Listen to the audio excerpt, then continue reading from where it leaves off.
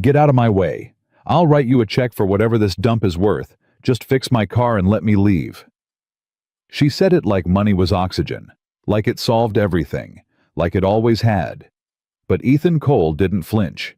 He just wiped his hands on a rag, looked her dead in the eye, and said the four words no one had said to Vivian Hale in 15 years. "Lady, put it away." And that was the night a billionaire met the only man on earth who didn't want a single thing from her. If this story already has you hooked, subscribe to this channel right now, hit that bell and follow every single part with me to the very end. And drop a comment telling me what city you're watching from. I want to see how far this story travels.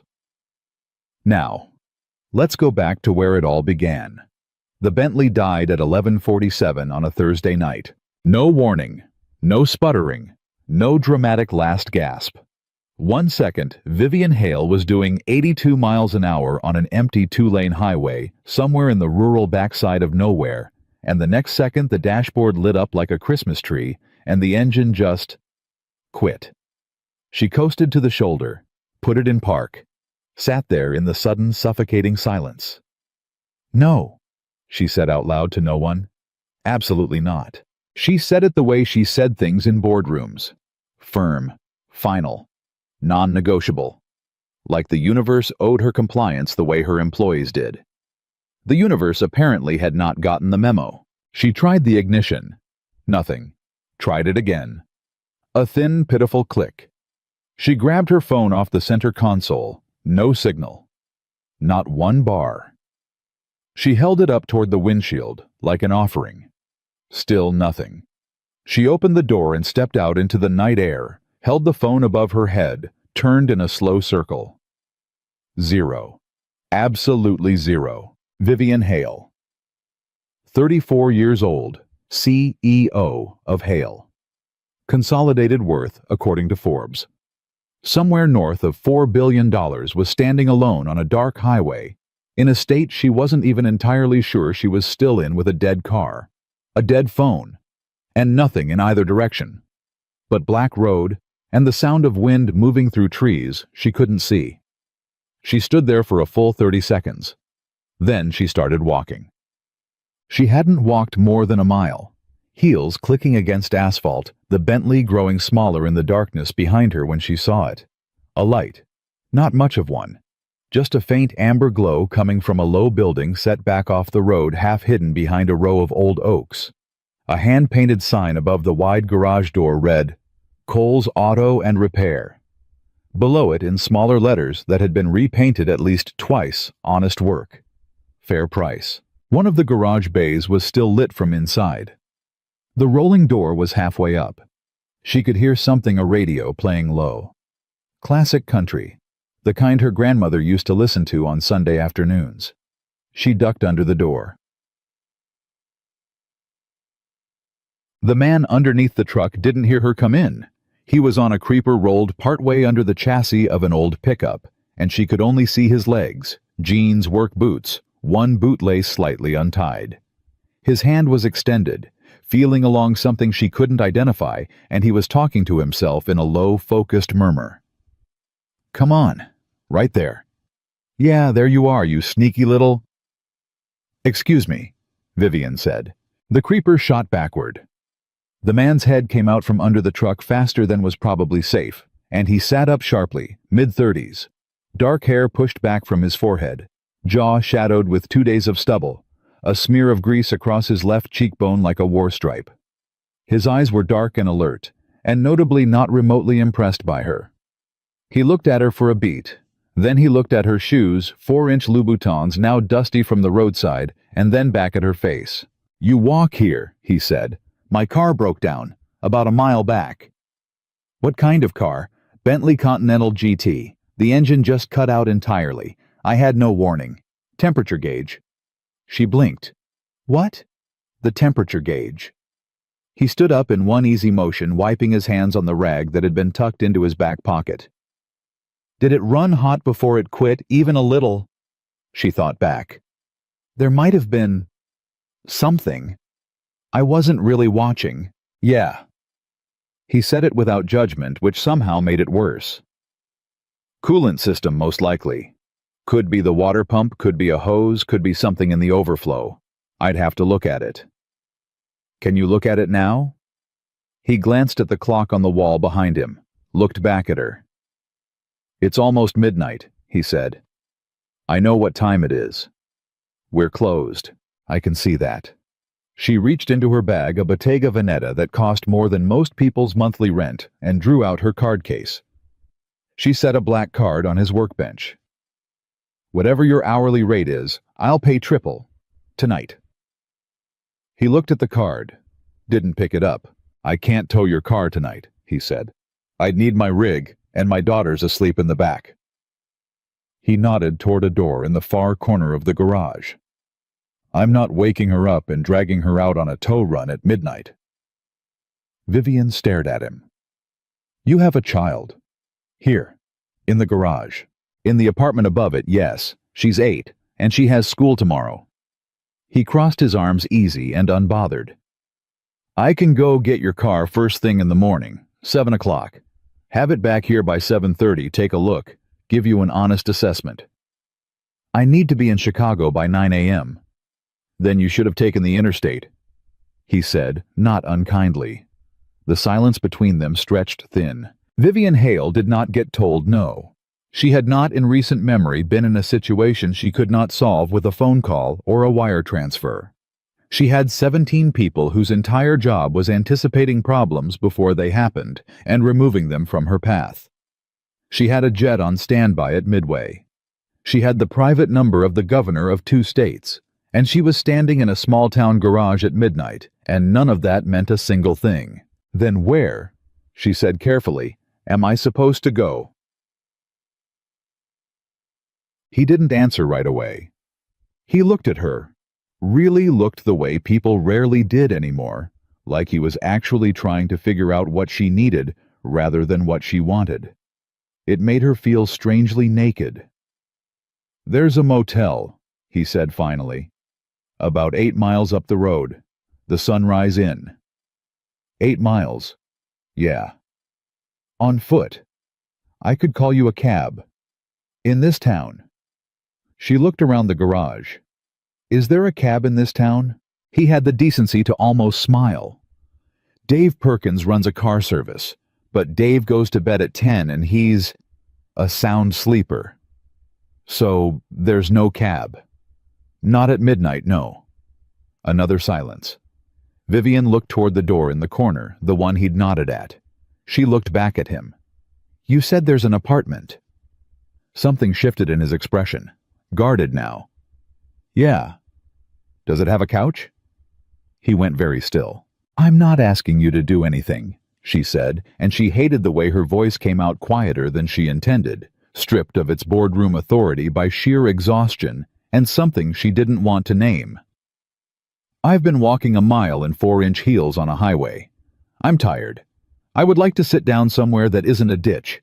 If you have a couch I can sleep on until morning, I will compensate you very fairly, and I will not be any trouble whatsoever. He stared at her for a long moment.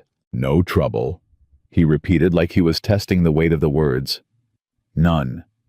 He picked up her business card off the workbench, read it, set it back down. Vivian Hale, he said. Yes. The Vivian Hale, from the news. She tilted her chin up slightly. Apparently. He rubbed the back of his neck, looked at the door in the corner, looked back at her. I've got a couch, he said.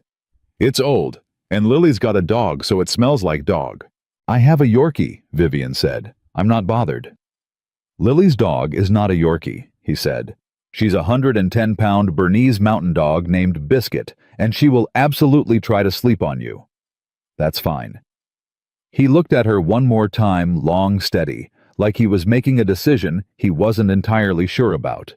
Then he exhaled through his nose, switched off the lamp over the workbench, and walked toward the corner door. Name's Ethan Cole, he said without looking back. Come on. The apartment was small, not shabby. She registered that immediately because she'd braced herself for something depressing, and it wasn't. It was small and worn and comfortable in a way that spoke of someone who took care of what they had. a plaid couch along the main wall, a bookshelf crammed with paperbacks, and what looked like a serious collection of NASCAR memorabilia. A kitchen where the dishes were drying in a rack, and something had been baked recently. She could smell it. Chocolate chip cookies, maybe. Or brownies. On the refrigerator, held up by a magnet shaped like a sunflower, was a crayon drawing of 3 figures, a tall one, a small one, and what appeared to be an enormous brown dog. Written in a child's careful hand underneath, "Me plus Daddy plus Biscuit." Vivian looked at it for a moment longer than she should have. "Bathroom's through there," Ethan said quietly, pointing down the hall. "I'll get you a blanket. You need anything else, just—" He paused, glancing toward the closed door at the end of the hall. "Just keep it down. She sleeps light." "I will," Vivian said. "Thank you, truly." He gave her a short nod, the kind that meant, "Don't mention it," and also, "I'm not sure about this," and disappeared into the hallway. Vivian stood in the middle of the small, warm, cookie-scented apartment and felt something she hadn't felt in a very long time. She didn't have a word for it immediately. Then it came to her quiet and a little startling. Safe. She was asleep on the plaid couch, the blanket Ethan had brought her pulled up to her chin when she heard it.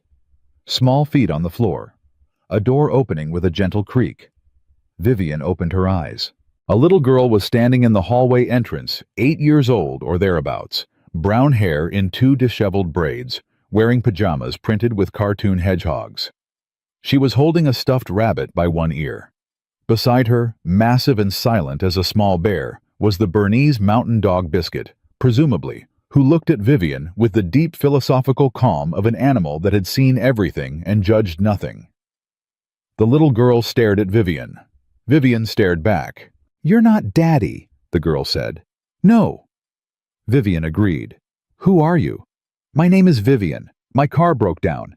Your dad let me sleep here." The girl considered this with the gravity of a judge reviewing evidence. "Did Biscuit scare you?"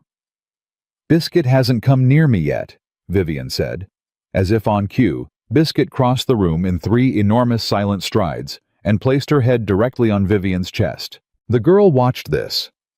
Her expression, which had been carefully neutral, shifted towards something that might have been approval.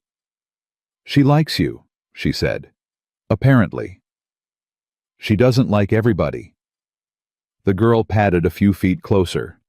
"She didn't like Mr. Patterson from the parts store. She barked at him the whole time." "I'm honored," Vivian said. The girl sat down on the other end of the couch, tucking her feet underneath her, pulling the stuffed rabbit into her lap. She looked at Vivian with frank, uncomplicated curiosity. "Do you work far away?" "Chicago, usually." "Is that where you were going?" "Yes." "At nighttime?" "I had a meeting in the morning." The girl thought about this. "Daddy has meetings sometimes too, with part suppliers. He says they're boring but important." She paused. "Are your meetings boring but important?" Vivian almost smiled. "Yes, exactly like that." "I'm Lily," the girl said. "I know. I saw your drawing on the refrigerator." Lily brightened immediately. "The one with Biscuit." "Biscuit is very recognizable." Lily looked at the dog, who had now migrated so that her entire upper body was across Vivian's lap. "She's a Bernese mountain dog. They're Swiss. They used to pull cheese carts." "I didn't know that. Daddy looked it up for me." Lily tilted her head. "Do you have a dog?" "A Yorkie. Her name is Margot." Lily absorbed this. "Is Margot soft?" "Very." "Does she pull cheese carts?" "She does not," Vivian said. "She mostly watches Real Housewives with my assistant." Lily stared at her blankly. Vivian realized immediately that that joke had entirely missed its target audience. "She just mostly sleeps," Vivian corrected. "Biscuit sleeps a lot too," Lily said sagely. "Daddy says it's because she's a big dog, and big dogs need more sleep than little dogs." "Your dad seems to know a lot of things," Vivian said, and she meant it more than she'd expected to. "He knows everything," Lily said with complete and unembarrassed certainty. Then she yawned, enormous and unguarded the way only children yawn. "I should go back to bed. I have school." "You should." Vivian agreed. Lily slid off the couch. Biscuit lifted her head, looked at the girl, then looked at Vivian, then apparently making a decision stayed exactly where she was. "Night," Lily said. "Good night, Lily." The girl padded back down the hall. Her door clicked shut. Vivian sat in the dark with a 110-pound dog draped across her and thought about the fact that she had 300 unread emails, a board presentation due in 6 hours, and a car full of the tools of her empire sitting dead on the side of a road a mile away. And she was in this moment, in this small apartment, with this enormous gentle dog, and the smell of brownies in the air more present than she had been in months. She closed her eyes. She slept. Becky. She woke to the sound of a pan on a stove. Light was coming through the window, early morning light gray and pale and new. She could hear someone moving in the kitchen. Quiet, careful movements, trying not to wake her. She sat up. Her back protested from the couch cushions. Her hair was a disaster. She had mascara on the borrowed pillow, which she felt genuinely terrible about. Ethan was at the stove when she appeared in the kitchen doorway, still in yesterday's clothes, blinking. He glanced at her, then back at the pan. "Coffee's done," he said. "Thank you." She poured herself a cup, plain ceramic mug, the kind with no logo or irony, and stood at the counter. He was making eggs. 2 pans going. Toast in the toaster. "You cook," she said. "Every morning." "For Lily." "Lily doesn't eat eggs," he said. "She's going through a phase. Toast and peanut butter every day for 9 months straight." He glanced sideways at her. "The eggs are for you. Unless you don't eat eggs." Vivian paused. "You made breakfast for me." "You're a guest." "I'm a stranger who showed up at midnight." "Still a guest," he said simply. She looked at him. He was focused on the pan. There was no performance in it, no angle, no motive she could see. He'd made her breakfast because she was in his house and it was morning. That was the whole of it. She couldn't remember the last time someone had done something for her that had no string attached to it. She sat down at the table. "I want to pay for the breakfast too," she said. "Don't," he said. "Ethan." "Vivian." He said her name for the first time, easy and direct. "You can pay me for fixing your car. That's my job. Breakfast is just breakfast." She opened her mouth, closed it. "Okay," she said quietly. He set a plate in front of her. From down the hall came the thunder of small feet, and then Lily appeared in the kitchen at full morning energy backpack, already on one braid redone and one braid abandoned. Hedgehog pajamas replaced by jeans and a t-shirt that read, "Protect the pollinators," with a picture of a bee. She saw Vivian and stopped. Looked at her dad. Looked back at Vivian. "She's still here," she said, not with suspicion, but with the unmistakable energy of someone who has discovered something unexpected and interesting. "Her car's still broken," Ethan said. "Oh." Lily dropped her backpack by the door, climbed into the chair across from Vivian, and immediately reached for the toast. "Are you going to fix it, Daddy?" "Going to tow it in after I drop you off. And then she'll go to Chicago. That's the plan." Lily looked at Vivian with those frank brown eyes. "I've never been to Chicago." "It's a good city," Vivian said. "Do you like it there?" Vivian thought about her apartment. 42nd floor, Lake Michigan. View 3,000 square feet of custom. Everything silent at 6 a.m.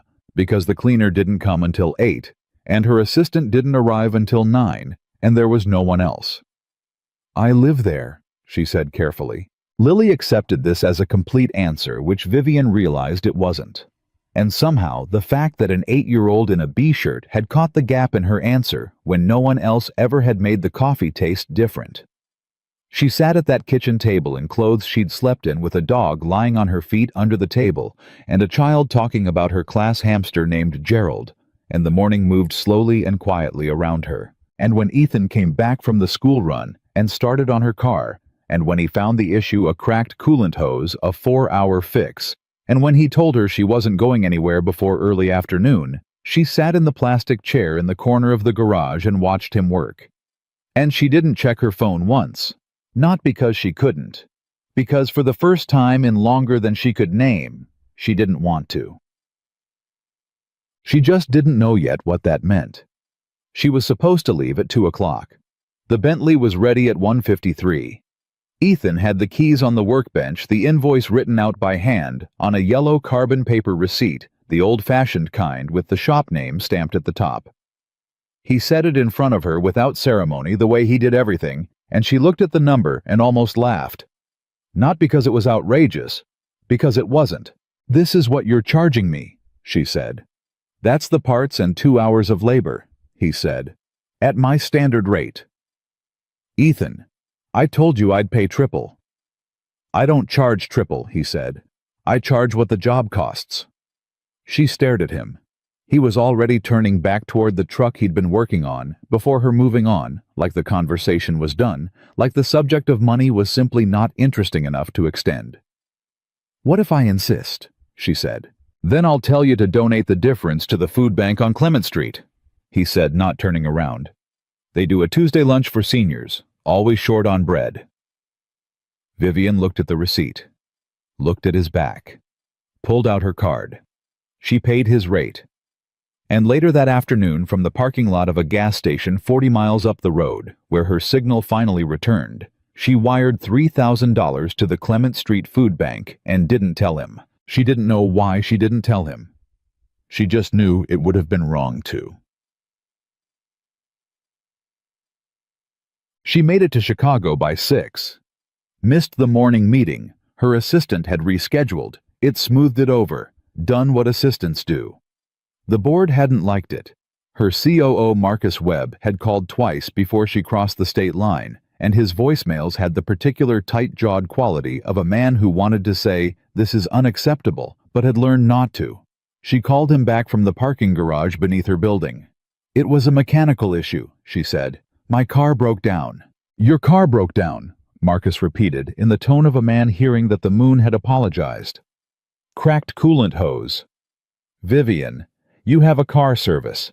You have 3 car services." "I was taking a drive. I wanted to be alone." A pause. "Are you all right?" "I'm fine." "Because the Hartwell acquisition call is tomorrow at 7 a.m., and Brennan has questions about the—" "I know about Brennan's questions," she said. "I'll be ready. Good night, Marcus." She hung up and sat in the parking garage for another 4 minutes, which was not something she ever did. She sat and listened to the sounds of the city, the ventilation systems, a car alarm 2 levels up the distant pulse of traffic, and she compared it without meaning to the sound of the garage in Millhaven. The radio playing low, the creak of the creeper, the simple mechanical focus of someone who knew what they were doing and did it without drama. She went upstairs.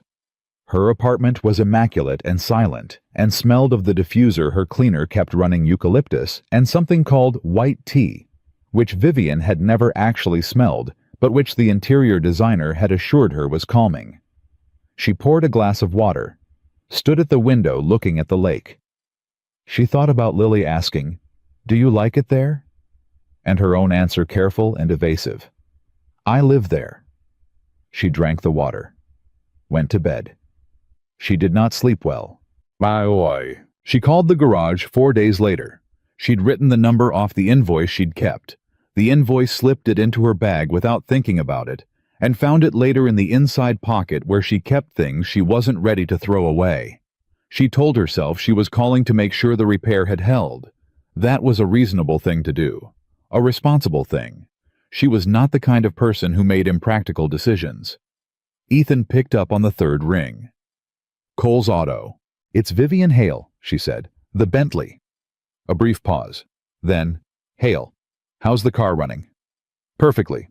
I wanted to make sure you knew the repair held." "Good to hear." "And I wanted to—" She stopped. She had not, she realized, planned beyond this point. "I wanted to say thank you again, for the couch." "Already forgotten," he said. "It shouldn't be. You let a stranger into your home.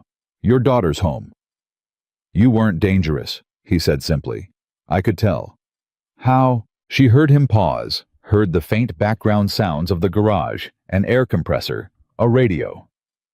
You apologized to Biscuit when you bumped into her on your way to the bathroom, he said. At 2 in the morning. A person who apologizes to a dog at 2 a.m. isn't someone I'm worried about. Vivian found herself smiling before she knew it was happening. She looked offended. She always looks offended. She's a drama queen. How is Lily? Another pause. Shorter this time, but she caught it. She's good, he said. She asked about you, actually.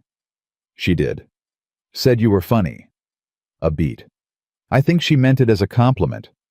What exactly did she say? She said, and I quote, Vivian was weird, but the good kind of weird, like how Gerald is weird. Gerald is the class hamster. You remembered. I remember things, she said. The line was quiet for a moment, not uncomfortable, just open, like a room with a window. Well, Ethan said. I'm glad the car's running. Yes. She hesitated. Tell Lily that Margot says hello. I'll tell her. She hung up and stared at her phone for a moment. Then she opened her calendar. She had a dinner Thursday, a flight to New York Friday, a charity gala Saturday, a brunch Sunday that she'd agreed to 8 months ago and had been dreading ever since. She closed the calendar. She drove back to Millhaven on a Tuesday. She didn't call ahead. She told herself she happened to be passing through, which was not remotely true, since Millhaven was 50 miles off any route she would logically take, but she told herself that, and pulled into the gravel lot at Cole's Auto at 11:45 in the morning. Ethan was under the hood of a minivan. He heard the Bentley and straightened up, shielding his eyes with one hand against the mid-morning glare. Hail, he said. Cole, she said. He looked at her, looked at the car. Something wrong with it again? No. Then why? I wanted coffee, she said. I remembered there was a diner. He looked at her steadily. She looked back. Neither of them believed the coffee excuse. Neither of them said so. Patty's closes at 2 on Tuesdays, he said. Then we have time. He wiped his hands, looked back at the minivan. Then he called something toward the open garage bay. She heard a teenage boy's voice answer and came out from behind the hood. My guy can watch the shop for an hour, he said. I didn't mean to pull you away from work. You pulled me away from work, he said, not unkind about it. They walked to the diner. Sir, Patty's was the kind of place that had not changed since 1987 and intended to stay that way. Laminate tables, vinyl booths, a pie case up front with 4 kinds rotating daily.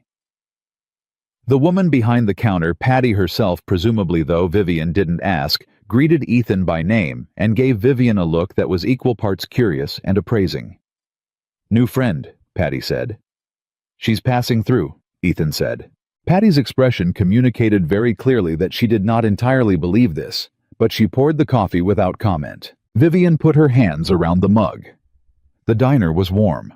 Someone had the local radio on behind the counter, and a man was talking about the upcoming county fair and whether the judging criteria for the jam competition had been fairly applied last year, and the conversation was so specific and so utterly removed from anything in her daily life that she felt like she'd stepped into a different dimension.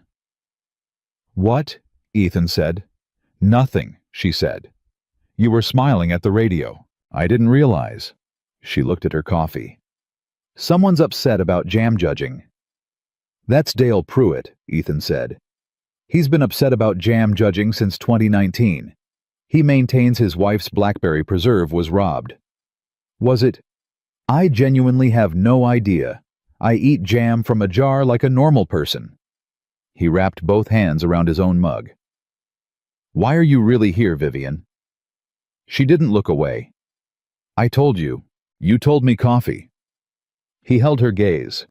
You drove 50 miles out of your way for a $2 cup at a diner you've been to once. So. The radio moved on to weather. A woman at the counter laughed at something Patty said. The pie case hummed. I don't know. Vivian said, honestly. Something shifted in his expression. The guarded quality eased slightly like a knot loosening without fully giving. Fair enough, he said. They drank their coffee. They talked not about her company or his business, not about money or success, or any of the usual armor she wore in every conversation she had. They talked about Lily's current obsession with bees, and whether she might actually become a beekeeper, which Ethan said he would support fully, as long as the hives were not in the apartment. They talked about the minivan he was fixing, belonged to a woman named Rosa, who had 6 kids and couldn't afford to be without it for more than a day, so Ethan was pushing the job to the front of the queue. They talked about the book on his shelf. She'd noticed a battered John Steinbeck, and whether Of Mice and Men was depressing or just honest, and Ethan said he thought those two things weren't always different. You read a lot, she asked. When Lily's asleep, he said. It's quiet. I like quiet. I have a 42nd floor apartment, she said. It's very quiet. Is it? She looked at her cup. It's the wrong kind. He was quiet for a moment. Yeah, he said. I know what you mean. She looked up. Do you? Lily's mom left when Lily was 18 months old. He said straightforward, no performance of pain in it. It's been me and Lily since. Some nights the quiet's fine. Some nights it's... He paused, finding the word. It's a different thing entirely. She held that for a moment. I'm sorry, she said. Don't be. He looked at her directly. We're okay. Lily's more than okay. She's... He smiled, and it changed his whole face, sudden and unguarded. She's extraordinary. I don't know where she came from, honestly. She's smarter and kinder than I had anything to do with. You had something to do with it, Vivian said. Maybe. He picked up his coffee. Or maybe she just came in that way and I'm mostly staying out of her way. Vivian laughed. Real laughter, unmanaged, the kind she didn't produce in professional settings. It surprised her. She thought it might have surprised him too, because he looked at her with a kind of quiet attention, like he was noting something. What? She said. Nothing, he said. You should do that more. Do what? That, he said simply, and looked back at his coffee. She was back in Chicago by 5. She had a call at 6, a dinner at 8:40, messages she hadn't answered. She answered exactly none of them before she had to. And during the dinner, a rooftop restaurant 40 floors up, a man across from her whose name she would later struggle to remember explaining the upside of a very large and very dull real estate deal. She thought about Rosa and the minivan. About someone moving a job to the front of the queue because a family couldn't afford to wait. She thought about what it was worth to someone being first. She thought about how it didn't cost anything that mattered. She was back the following Tuesday, then the one after that.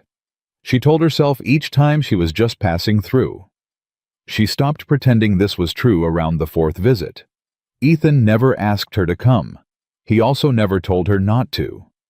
He made room. That was the only way to describe it, in the uncrowded, unhurried way of someone who didn't hoard their time because they had learned its actual value. By the 5th Tuesday, Lily knew she was coming. Vivian's here, Lily announced from the window above the garage, and Vivian heard it before she'd even gotten out of the car. And she stood there for a second on the gravel, looking up at the small face peering down, and felt something thump hard and quiet in her chest. Hey kid, she called up. Daddy made soup, Lily shouted. You're staying for soup. Ethan appeared in the garage bay, expression neutral, drying his hands. She decided that an hour ago, he said. I had no part in it. Do I get a vote? Vivian said. She's 8, Ethan said. You don't get a vote. Vivian looked up at Lily, who was watching her with enormous expectation. What kind of soup? Vivian called. Chicken noodle, Lily bellowed. Vivian looked at Ethan. It's good soup, he said with the particular restraint of a man who knew something was good and didn't feel the need to sell it. Okay, Vivian said. Okay, Lily shrieked, pleased. Okay, Vivian said again to both of them, meaning different things to each and the same thing underneath. She followed Ethan into the garage toward the narrow stairs, and she didn't look at her phone once. What she couldn't see yet, what she was nowhere near ready to see, was that she had stopped passing through entirely. She had started arriving. And there is a difference. A very significant one. The trouble was that arriving somewhere means you have to decide eventually whether to stay. She was not ready for that question. But the question, patient and certain as weather, was already forming. The Soup Tuesday became a permanent fixture before either of them officially acknowledged it. Vivian didn't announce it. Ethan didn't invite it. It simply calcified into routine, the way some things do quietly, without ceremony, and then suddenly, undeniably. By week 7, Patty at the diner had stopped giving Vivian the appraising look and started giving her a reserved corner booth and a coffee that was already poured when she walked in. By week 8, Lily had moved Vivian's designated mug, a yellow one, with a chipped handle, that Lily had selected specifically because she said it matched Vivian's coat, to the front of the cabinet, so it was the first one you reached. Small things. Ordinary things. The kind of things that meant nothing and everything at the same time. Ethan noticed. He didn't comment.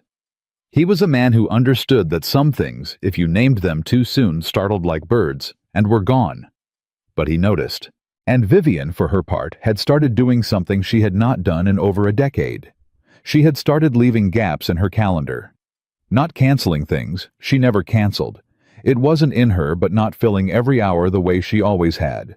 The way she'd learned to fill hours as armor, as proof of relevance, as confirmation that she existed and mattered and could not be touched by the particular silence that waited at the edges of a life built entirely for achievement. She left Tuesday afternoons open, every week. No explanation to Marcus. No note in the system, just unavailable. 2 to 7 p.m. Marcus had asked once. She'd said it was personal time. He'd gone quiet in the way of a man recalibrating. She hadn't explained further. The first crack happened on a Wednesday she hadn't planned for. She was in the middle of a strategy meeting, 11 people around a glass table, the Hartwell acquisition in its final and most complicated stage, when her phone buzzed with a number she now knew by heart. She let it go to voicemail. It buzzed again 30 seconds later. She looked at the screen. It wasn't Ethan's number. It was a 618 area code she didn't recognize, and something in her, some calibration she hadn't had 6 weeks ago, went cold and alert. She stood up from the table. "Give me 2 minutes," she said, and walked out before Marcus could object. She answered in the hallway. "Is this Vivian Hale?" A woman's voice. Brisk professional. "Yes, this is Shelby Moran from Millhaven Elementary. I'm the school secretary. We have Lily Cole here in the office. She had a fall on the playground. She's okay, just a cut on her chin that may need stitches, but we've been unable to reach her father. Your number was listed as the secondary emergency contact." The hallway went very still around her. "I'm listed," Vivian said. Not a question. "Yes, ma'am. Since about 3 weeks ago, Mr. Cole updated the form himself." Vivian pressed her back against the wall. 3 weeks ago, he had done it quietly without telling her, without making a thing of it, just put her name on a form at an elementary school in a small town, as the person to call when his daughter needed someone. She had been a secondary emergency contact before, for her assistant for a college roommate she barely talked to anymore. It had always been administrative, paperwork. This was not paperwork. "I'll be there in 50 minutes, she said. "Ma'am, she's fine. You don't need to." "Is Lily scared?" A brief pause. "She's a little upset, yes?" "Then I'll be there in 50 minutes, Vivian said. "Tell her I'm coming." She walked back into the meeting room. 11 faces turned toward her. She picked up her jacket from the back of her chair. "We'll need to continue this tomorrow," she said. Marcus stared at her. "Vivian, the Hartwell call is—" "Tomorrow, Marcus." She looked at him directly. "Handle it." She was in her car before his objection fully formed. Lily was sitting in the school office with a gauze pad held to her chin, her backpack in her lap, her rabbit. She'd apparently had it in her bag, which suggested she carried it more often than Ethan probably knew, clutched against her chest. Her eyes were red-rimmed, but dry. She had the particular dignity of a child who has decided she is done crying and means it. She saw Vivian come through the door, and her chin wobbled just once before she locked it back down. "I fell off the climbing structure," she said preemptively before Vivian could speak. "I wasn't being dumb. The bar was wet." "I know," Vivian said, crouching down to her level. "Wet bars are sneaky." "I didn't cry in front of everybody." This was clearly important. "That's impressive." Vivian looked at the gauze. "Does it hurt?" "Kind of. Not that much." Lily cut her eyes sideways toward the school secretary, who was tactfully studying her computer screen. "More than I said?"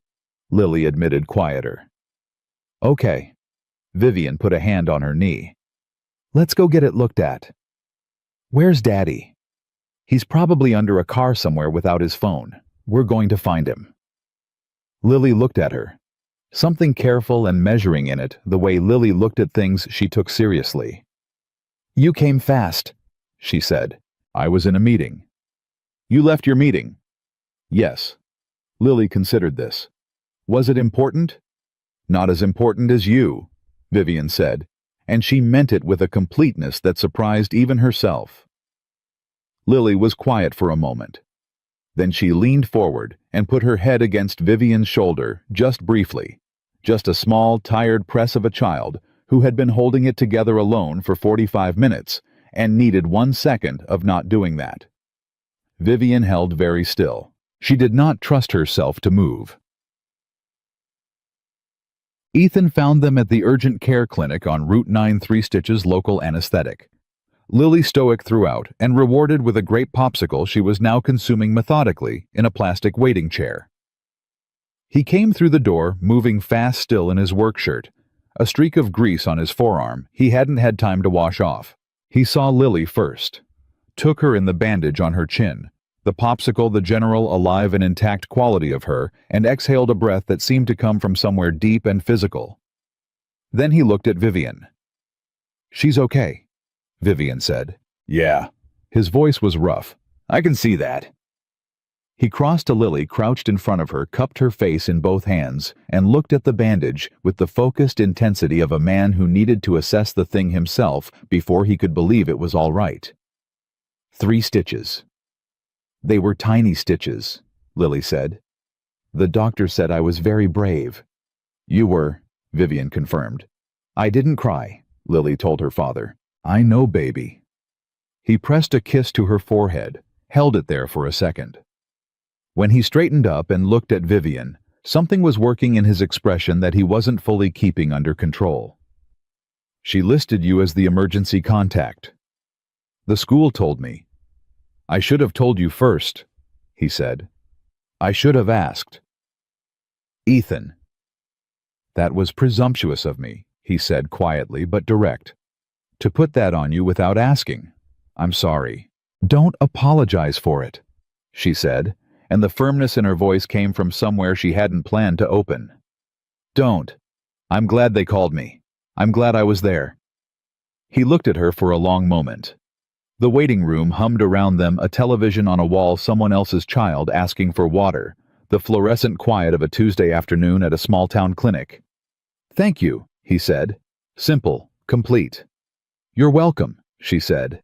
Same. And that was the moment. Not a declaration, not a dramatic gesture. Just that clean and level exchange in a plastic-chaired waiting room that shifted the thing between them from whatever this is to something real. Lily, oblivious and pragmatic, finished her popsicle. "Can we get food?" she said. "I'm hungry and my face hurts." They got food. The 3 of them in a booth at Patty's Lily on one side, Vivian and Ethan on the other, and the ease of it was terrifying in the best possible way. Lily gave a detailed account of the playground incident that grew more elaborate with each telling. By the 3rd version, the bar wasn't just wet, it had been practically coated in ice, and Ethan listened with the practiced parental expression of a man who knows an exaggerated story when he hears one and loves his kid too much to say so. Vivian laughed. She laughed a lot in a way she couldn't remember doing in a public place with another adult present. Unguarded. unmanaged. The kind of laughter that made her face do things she didn't control. Ethan watched her do it once, and she caught him. She didn't look away. Neither did he. "What?" she said. "Nothing." He said the same way he had in the diner weeks ago. "You keep saying that." "I keep meaning it." Lily looked between them with 8-year-old acuity that was frankly alarming. "Are you two going to be weird now?" she said. "We're not being weird," Ethan said. "You're doing the looking thing," Lily said. "You do the looking thing and then it gets weird." "The looking thing," Vivian repeated. "It's fine," Lily said, turning back to her grilled cheese. "Mrs. Papadopoulos at school does it with the gym teacher. It's just a grown-up thing." Ethan looked at the ceiling. Vivian pressed her lips together very hard. "Finish your food," Ethan said, or stretch. He walked her to her car when Lily had gone upstairs with Biscuit claimed by sudden post-stitches exhaustion and the gravitational pull of her bed. The night had come on while they were inside, cool and clean, and they stood by the Bentley in the gravel lot, and neither of them was in a hurry. "She's going to tell the whole class about her stitches tomorrow," Vivian said. "She's going to tell the whole class the gym teacher Patty and probably Dale Pruitt," Ethan said. "She doesn't process things quietly. She gets that from someone." "Not me," he said. "I process everything quietly." "I know," Vivian said. "A beat. Too quietly sometimes," he said, and this was a different register, careful, deliberate. "I want to say something and I keep not saying it because I'm good at not saying things." Her heart did something it was not professionally trained to do. "Okay," she said. He looked at her steadily. "This you coming here Tuesdays, the soup, the diner. I don't know what it is for you. You've got a life I can't fully imagine, and a career that's enormous, and I'm a mechanic in a small town with a kid and a dog and a couch that smells like that dog." He paused. "I need to know if this is something for you, or if it's a place you come to rest before going back to your real life. Because I'm okay either way." "You're not okay either way," she said. He stopped. "You're not," she said again. "Because if it's the second thing, it would hurt you. And Lily." Her voice was even, but her hands, which she couldn't entirely control, had tightened at her sides. "And I need you to know it's not the second thing." "What is it then?" he asked. "I don't know yet what to call it," she said honestly. "But I know that when the school called today, I was out of that meeting before I finished the thought. I know that on Mondays I'm already thinking about Tuesday. I know that when I'm here I don't perform anything, and I can't say that about anywhere else in my life." She met his eyes. "I know that your daughter put her head on my shoulder today, and I almost couldn't breathe." Ethan was quiet for a long moment. "She doesn't do that with people," he said, quietly. "She didn't do it with—" He stopped, started again. "She's careful with people. She learned to be careful. Because her mother left Vivian understood without him saying it. Because she was 18 months old and the person who was supposed to stay didn't. And 8 years old is not enough distance from that to forget how to be careful." "I'm not going anywhere," Vivian said. "That's a big thing to say," he said. "I know. You have a company, a life." "I know. Vivian. Ethan." She said it the way he said hers, easy, direct, like his name was a natural thing in her mouth, because it had become one. "I know what I'm saying." He looked at her for a long time. The gravel lot, the night, the light from the apartment above the garage where Lily was climbing into bed, and Biscuit was taking up 2/3 of the available mattress. "Okay," he said. "Okay, okay," he said again, and this time it meant something layered and solid and real. She got in her car. She drove 3 miles down the road before she pulled over, put the car in park, and sat there, with her hands on the wheel, and her heart doing something enormous and inconvenient and completely outside her control. She thought, "I have $4 billion in a corner office and a jet on standby. She thought none of it is as significant as one sentence from a mechanic in a gravel parking lot who said okay and meant it like a promise. She sat with that for a long time. Then she drove home, and this time, the quiet of the apartment on the 42nd floor wasn't peaceful or terrible. It was just temporary. And temporary, she was discovering, was a thing she could survive. What she could not have known what was already building 200 miles away in a glass tower on Michigan Avenue, organized and patient and completely indifferent to everything she had just said in a gravel lot under a dark sky, was that her company was about to force her to choose. Not nudge, not suggest, force. And the person doing the forcing was someone who had been watching her empty Tuesdays and saying nothing for weeks, storing it up, calculating the cost. Marcus Webb had always been a patient man. He was done being patient. Marcus Webb called at 6:47 on a Thursday morning, which meant he had been awake since at least 5 and had spent those early hours building toward something. Vivian knew this because Marcus never called before 7. It was an unspoken rule between them, 15 years running, the kind of professional courtesy that held even during crises. When he broke it, it meant the thing he needed to say had grown too large to wait for a reasonable hour. She answered on the second ring. Marcus. We need to talk. No preamble, no good morning. In person, today. I have the Brennan call at 9. After the Brennan call, lunch.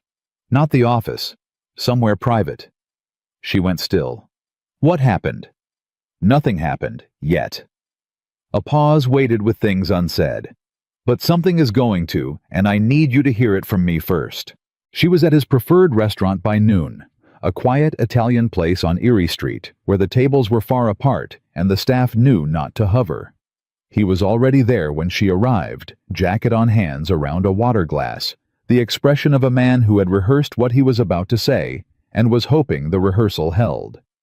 She sat down, looked at him. Tell me, she said. Marcus Webb had been her COO for 11 years. He was precise, loyal, and constitutionally incapable of cruelty, which meant that what he said next cost him something real. 3 board members came to me last week, he said, separately, Dunham, Price, and Kessler. They're concerned, Vivian, about focus, about, he chose the word carefully, presence. I've missed 2 meetings, she said, in 4 months. It's not just the meetings. He set his water glass down. It's the Hartwell call you walked out of. It's the campaign review you rescheduled twice. It's the Tuesday afternoons that have been blocked out for... He paused. They notice, Vivian. The board notices. The team notices. My performance metrics are excellent, he said. I know. I've said so. Repeatedly. He leaned forward. That's not the argument they're making. The argument they're making is about trajectory, about whether the woman who built Hale Consolidated in 12 years is the same woman who is running it now. He held her gaze. And I didn't have a good answer for them. The restaurant moved quietly around them. Silverware, low voices, the smell of garlic and bread. They want to move on the CEO structure, Marcus said. A co-CEO arrangement, bringing in external leadership for day-to-day operations, while you transition to, they're calling it a chairwoman role, strategic oversight. They want to push me out, she said flatly. They want to manage a risk they've decided you've become, he said. That is not the same thing. And Vivian... He stopped, started again. They're not entirely wrong to be asking the question. Something has changed. I've watched you for 11 years. I know the difference between a woman who is distracted and a woman who is making choices. He looked at her directly. Which one is this? She didn't answer immediately. That itself was an answer of a kind. I need time, she said. The board is meeting in 3 weeks, he said. They'll call a formal review if you don't address this first. He picked up his water again. I'm telling you now because I think you're the smartest person I've ever worked for, and I would like you to walk into that room with 3 weeks of preparation rather than 3 weeks of denial. Vivian sat with it, the weight of it. Who else knows you're telling me this? No one, he said. This is me, Vivian. Just me, doing what I should do. She looked at him across the table, this careful, decent man who had given 11 years of precision and loyalty to her vision, and she felt something complicated move through her that was not quite gratitude and not quite grief, but lived in the same neighborhood as both. "Thank you," she said. He nodded, picked up his menu. "Now, are we eating or did I ruin your appetite?" She picked up her menu. "Order the risotto," she said. "You look like you need comfort food." He almost smiled. "So do you," he said.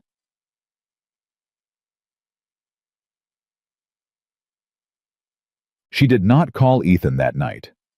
She sat in her apartment with the city laid out below her and her laptop open to the Hale Consolidated Corporate Charter. And she read it the way she had read it when she was 22 years old, and writing the first version herself in a rented office with no furniture and a borrowed desk chair, and the absolute uncomplicated certainty that she was going to build something that mattered. She had built it. It mattered. 4,000 employees, 11 subsidiaries, a portfolio that had weathered 2 recessions and 1 global crisis and come out larger each time. She had built this. And she sat in the center of it tonight and felt underneath the strategy and the legal language and the familiar architecture of the thing she had made a question that had no business being there at her age, with her track record, with her resources. Is this what I want? Not is it what she'd built. Not is it what she'd earned. Not is it what defined her. Is it what she wanted? She closed the laptop at midnight and didn't answer the question. But the fact that she couldn't answer it immediately, the fact that it required thought at all, told her something she wasn't ready to hear clearly yet. She drove to Millhaven on a Saturday. Not Tuesday. Saturday. She hadn't done that before, and the irregularity of it felt like a statement she was making without quite meaning to. Ethan was in the garage when she pulled up, but he wasn't working.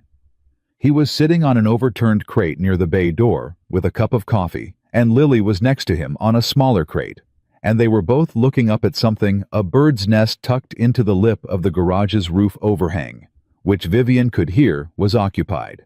They turned at the sound of the Bentley. Lily lit up immediately. Ethan's expression moved through surprise, and then something warmer, and then something careful in about 2 seconds flat.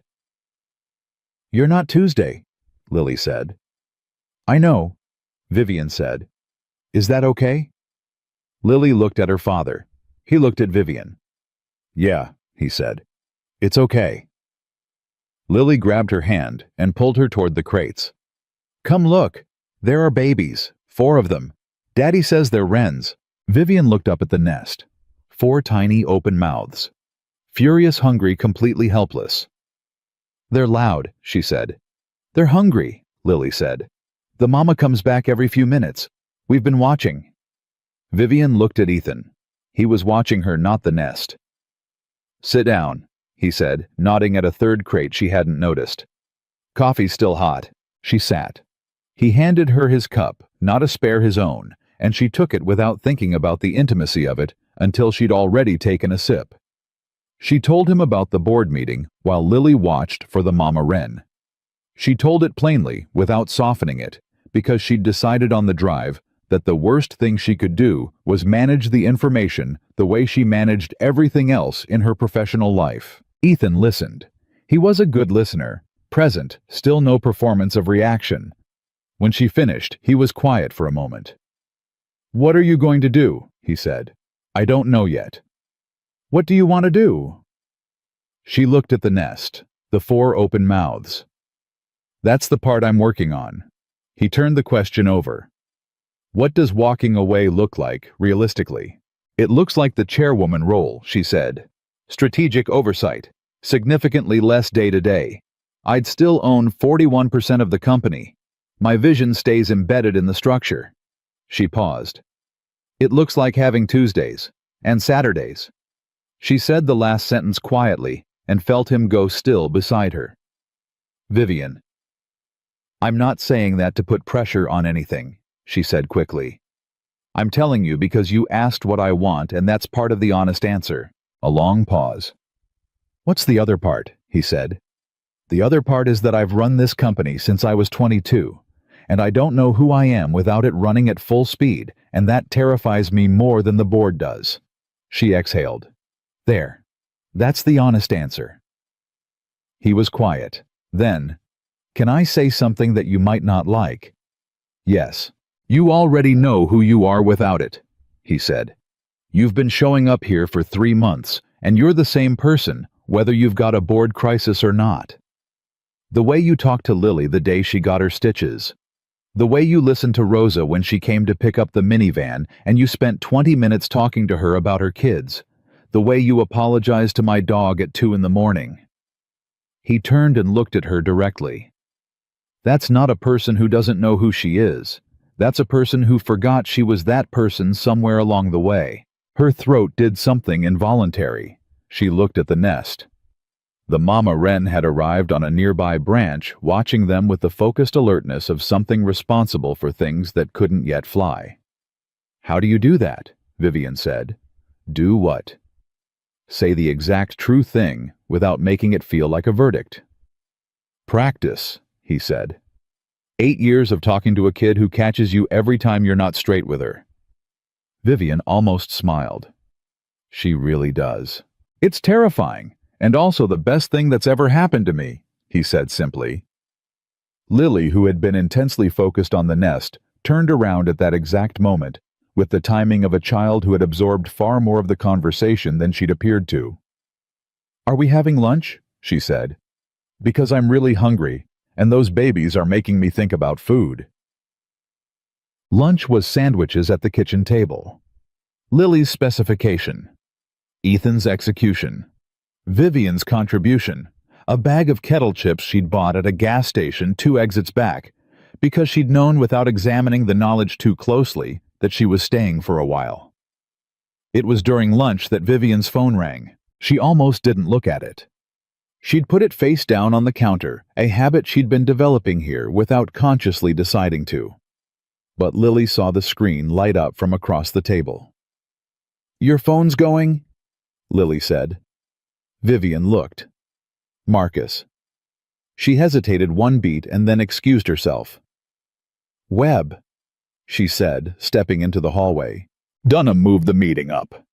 Marcus's voice was clipped, controlled, the tone he used when things were worse than expected. "He's called an emergency board session, Tuesday, 9 a.m. "On what grounds?" "The Hartwell deal. There's a filing anomaly. Probably nothing the legal team is already on it, but Dunham is using it as leverage.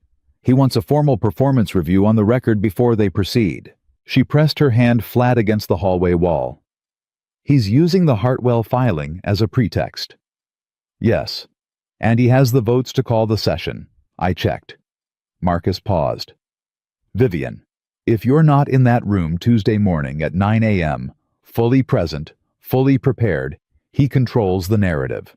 And the narrative he's preparing is not kind." Tuesday, 9 a.m., she closed her eyes, opened them. "I'll be there," she said. She hung up. Stood in the hallway for a moment outside the kitchen, where she could hear Lily explaining to Ethan with great authority that the correct chip-to-sandwich ratio was a scientific matter and not a matter of personal preference. She came back to the table, sat down, picked up her sandwich. Ethan looked at her. He read her the way he read engines by the sound of things, the quality of the silence. "Bad," he said. "Manageable," she said. Which was not a lie, and also not the full truth. He didn't push, he passed the chips. Lily immediately began the chip-to-sandwich ratio explanation again from the top for Vivian's benefit, and Vivian listened to every word of it and let it fill her head and crowd out Michigan Avenue, and glass tables, and a man named Dunham, who had been waiting for an opening and found one. She stayed until 5. She helped Lily with a puzzle 700 pieces undersea theme brutal, and they got maybe a third of it done, and agreed that the anglerfish section was a personal attack. She washed the lunch dishes, while Ethan fixed something on a neighbor's lawnmower that he'd promised to look at. She sat on the back steps, with Biscuit leaning against her, and watched the afternoon go soft and golden. At 5, she stood up. Ethan was walking back across the lot. I have to be in Chicago Tuesday morning, she said. Early. Okay, he said. So I can't. Tuesday's not going to work this week. He nodded. Simple. Okay. She looked at him.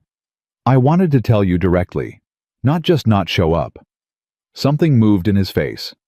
I appreciate that, he said, more meaning in it than the words carried on their surface.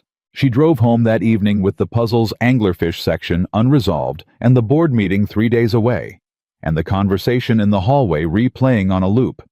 And underneath all of it, one persistent thought that had been growing for weeks and was now undeniable.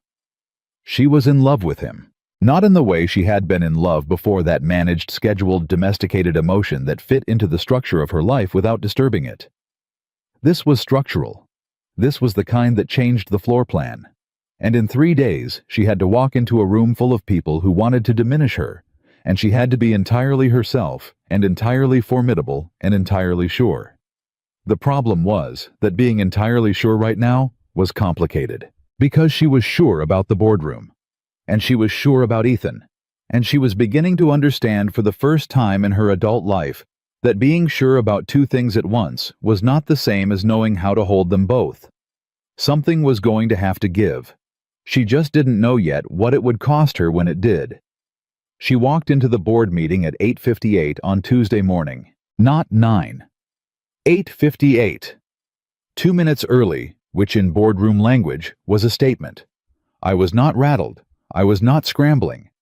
I have been ready for this since before you decided to call it. She wore the charcoal suit. Not the navy, not the black. The charcoal, which was the one she'd worn the day she signed the original Hale Consolidated Incorporation documents 12 years ago. Nobody in that room knew that. She knew it. That was enough. Dunham was already seated. He was 61, silver-haired, the kind of man who had spent 4 decades learning to seem reasonable while being inflexible, and he looked at her when she came in with the expression of someone who had expected to be further ahead by now. She sat at the head of the table, her room. Let's begin, she said. Oh. The meeting lasted 2 hours and 40 minutes. Dunham opened with the Hartwell filing anomaly, a discrepancy in the subsidiary disclosure documents that the legal team had already identified as a clerical error, corrected, and filed an amendment on. He presented it with the sober gravity of a man revealing a structural fault in a bridge, and Vivian let him finish every word before she responded. The amendment was filed Friday at 4:12 p.m., she said. The error was identified internally, corrected internally, and reported to the SEC within the required window. There is no regulatory exposure. If you'd like the documentation, Marcus has copies. She nodded at Marcus, who slid a folder down the table without a word. What else? Dunham moved to performance. Attendance record. The 2 missed meetings.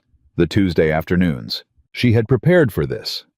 She laid out clearly and without defensiveness the performance metrics for the past 4 months, revenue acquisition, progress team, retention, market position. Every number was stronger than the same quarter the previous year. She put the figures on the screen. She let them speak at the volume they deserved.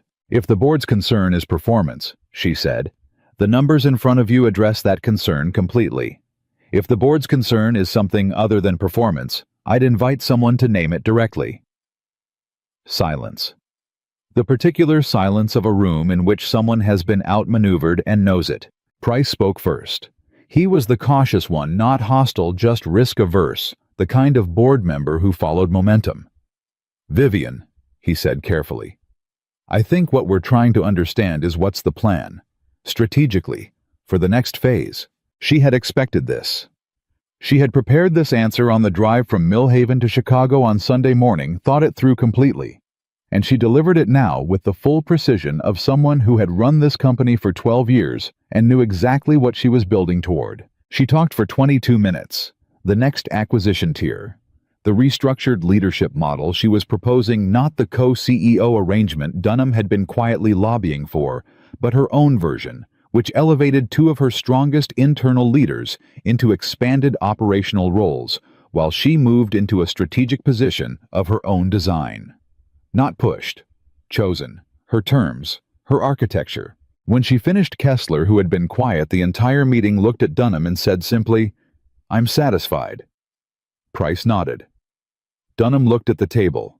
He was too experienced to show the full measure of what he felt, but she could see it at the edges, the slight tightening around the jaw, the minute recalibration of a man who had played a hand and found it wasn't the hand he thought.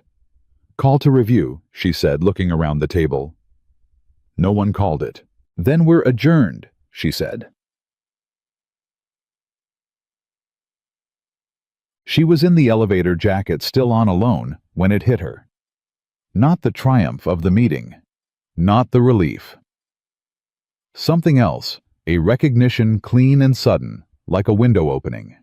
She had just redesigned the structure of her company. Voluntarily, strategically, on her terms, not Dunham's. And standing in that elevator, watching the floor numbers descend, she understood something she hadn't fully articulated even to herself until this moment. She had designed it so it would work without her at the center of it. Not because she was forced to. Not because the board pressured her into it. Because she wanted it to. Because she had sat on a back step in Millhaven with a 110-pound dog leaning against her and watched the afternoon go slow and golden, and that had been worth more than anything she had ever achieved in this building, and she was done pretending otherwise.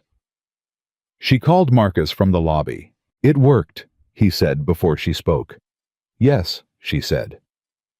"Marcus, I need to talk to you about the transition timeline." "I figured," he said. "How fast?" 90 days, she said. "I want it clean. I want the 2 new roles announced internally before the end of the month, so the team hears it from us and not from speculation." A pause. "And the chairwoman structure?" "Modified," she said. "I'll outline it for you Thursday. It's not what Dunham proposed. It's better." Another pause. She could hear him exhaling something that was not quite emotion, and was also not entirely professional composure. "Are you happy?" he said. Not a boardroom question, a real one. She stood in the lobby of the building she had built, people moving around her, the city going about its enormous, indifferent business beyond the glass doors. "I'm getting there," she said. "Ask me in 90 days. She did not drive to Millhaven that day. She forced herself to wait to sit with the decision to let it be real before she took it somewhere. She spent Tuesday evening walking along the lakefront, no phone in hand, and she let the cold air and the sound of the water work on her the way it did when she was young and the world was large and she was figuring out her place in it. She felt 22 and 50 and exactly right all at the same time. She drove to Millhaven Wednesday afternoon, unannounced, no soup. Tuesday, no plan. Ethan was closing up the garage when she pulled in.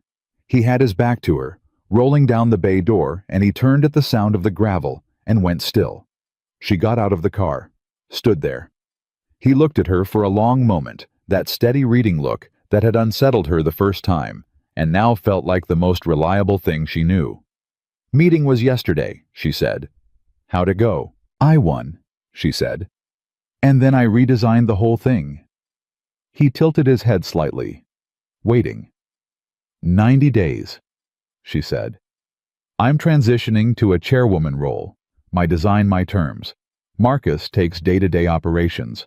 2 internal leaders move up. The company stays exactly what it should be, and I stop being the thing it runs on." She paused. "I wanted you to know. Before anything else. I wanted you to be the first person I told who isn't a lawyer or a board member." He was quiet. His hands were still at his sides. She couldn't fully read him, and it made her heart move fast. "Why?" he said. "Because it mattered that you knew," she said. "Because when I thought about who I wanted to call after that meeting, the first call, the real one, it was you. It's been you for a while, and I kept being careful about saying it, and I'm done being careful." A beat. A long one. "Vivian," he said, and his voice had that roughness in it that she'd learned meant he was feeling something larger than he was immediately going to express. "I'm not asking you for anything tonight," she said quickly. I'm not showing up here expecting I know this is complicated, and I know Lily is the first consideration always, and I know you are not someone who moves fast, and I respect that completely." She stopped, steadied. "I just needed you to know that I'm not in transition because I lost something. I'm in transition because I found something, and it's here, in this town, with you and your kid and your enormous dog and your terrible couch." "The couch is not terrible," he said. "Ethan, the couch is terrible." "It has character," he said. "It has springs," she said. "In locations springs should not be." Something broke open in his expression. Then, not the careful warmth she was used to, but something deeper and less managed. And he crossed the distance between them in 3 steps. And before she had processed the movement, his arms were around her and he held her with the complete, uncomplicated certainty of someone who had been waiting for permission and was done waiting. She held on, hard. Her face against his shoulder, the smell of the garage and soap and something that was simply and entirely him, and she felt the last tightly held thing in her chest release its grip and let go. "I've been trying to figure out how to say something for 6 weeks, he said against her hair. "And I kept not saying it because you're careful," she said. "Because Lily loves you," he said. "And if I said it and you left, it wouldn't just be me." He pulled back enough to look at her. "She moved your mug to the front of the cabinet, Vivian. She reorganized the whole cabinet. She put yours first." Her throat closed. "She did it 2 months ago," he said. "I didn't tell you because I didn't know what to do with it." "What do you do with it?" she managed. "I think," he said, "you just don't leave." "I'm not leaving," she said. He looked at her with everything he had, no reserve, no management of it, the full and unguarded thing. "I love you," he said. First time, plain and direct the way he did everything. "That's what I've been trying to say for 6 weeks. I love you, and Lily loves you, and I'd like you to stop driving 50 miles out of your way and just—" He stopped. "Just be here." She put both hands on his face. "I love you too," she said. "I love you. And I love that kid, and I love Biscuit, who I also owe an apology, because I accidentally sat on her tail last Tuesday, and I don't think she's forgiven me." "She forgave you immediately," he said. "She was on your lap 5 minutes later." "I wasn't sure." "Biscuit doesn't hold grudges," he said. "Unlike me." She laughed, and he laughed. And it was the kind of laughter that happens when relief and joy arrive at the same moment, and the body doesn't know how to hold both, so it just laughs undignified and complete. Ted. Lily came downstairs 10 minutes later. She had been alerted with 8-year-old radar that defied explanation that something was happening below, and found them sitting on the old crates by the garage bay, with coffee that Ethan had gone inside to make sitting close enough that their shoulders touched in the easy, habitual way of people who have stopped being careful around each other. She stood in the doorway and looked at them both with those frank, brown, extraordinarily perceptive eyes. "You told her," she said to her father. "I told her," he said. Lily looked at Vivian. "Are you staying for dinner?" "If you'll have me," Vivian said. Lily considered this with the gravity she brought to all serious matters. "We're having pasta," she said. "Daddy makes it from the box, but he puts real butter in it, so it's actually good." "I love pasta from the box," Vivian said. "Nobody loves pasta from the box," Lily said completely matter-of-fact. "But it's fine. You can help with the angler-fish section of the puzzle while it cooks. We've been stuck on it for 4 days, and I think we need fresh eyes." "I'm good at angler-fish," Vivian said. Lily squinted at her. "Is that true?" "No," Vivian admitted. "But I'm very motivated." Lily accepted this as sufficient, and went back inside, calling over her shoulder for Biscuit, who thundered past both of them with a momentum that suggested she had also been waiting, and was also done waiting. Ethan looked at Vivian. "Pasta from the box," he said. "It sounds incredible," she said. He stood, extended a hand. She took it, and he pulled her up, and they went inside together into the small, warm apartment that smelled of whatever Lily had been baking into the organized, cheerful noise of a household in motion, into the ordinary and extraordinary thing of an evening that belonged to all 3 of them. 90 days later, on a Thursday morning, Vivian Hale signed the final restructuring documents in the conference room of Hale Consolidated with Marcus Webb and 2 attorneys present, and transferred day-to-day operational authority in the precise, clean manner she had designed herself. She shook Marcus's hand when it was done. He held hers for a moment. "The building's going to miss you in it," he said. "I'll be in it," she said. "Just less, and better." He smiled, a real one. "Yeah," he said. "I think so too." She drove out of Chicago at noon. She did not take the interstate. She took the 2-lane highway, the same road, the same direction as the night the Bentley died, and the dark came in, and she walked a mile in 4-inch heels toward a faint light she didn't know was going to change everything. She pulled into Cole's auto at 2 in the afternoon. Ethan was with a customer. She could hear him talking patient and direct, explaining something about a timing belt. Lily was in school. Biscuit was asleep on the mat inside the bay door, and she opened one enormous brown eye when Vivian stepped over her and then closed it again with the supreme serenity of an animal that had never doubted this outcome. Vivian sat on the crate by the bay and waited. She was good at waiting now. She had learned it here in this garage from a man who understood that some things arrived in their own time, and the right response was presence, not urgency. When the customer left, Ethan came out and leaned against the doorframe. "It's done," he said. "It's done," she said. He nodded, quiet for a moment. "How do you feel?" She thought about it honestly, the way she'd learned to think about things here without management or spin. "Light," she said. "I feel light." He pushed off the doorframe, sat down on the crate beside her. Their shoulders touched. "Lily wants to know if you're going to help with the bee project," he said. "She needs an adult co-sponsor for the school fair."